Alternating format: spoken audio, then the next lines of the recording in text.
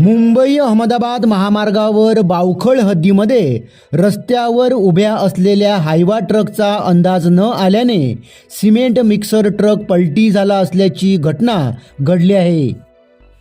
अहमदाबादवरून मुंबईकडे जाण्याच्या वाहिनीवर टायर फुटल्याने हायवा ट्रक रस्त्याच्या मधोमध उभा होता. यावेळी अहमदाबादवरून भरधाव वेगाने येणाऱ्या सिमेंट मिक्सर ट्रकच्या वाहन चालकास अंदाज न आल्याने ट्रकवरील ताबा सुटल्याने ट्रक डिवायडरवरून चढून पलटी झाला. यावेळी सुदैवाने मोठी दुर्घटना टळली आहे. या घटनेत 2 जण जखमी झाले आहेत.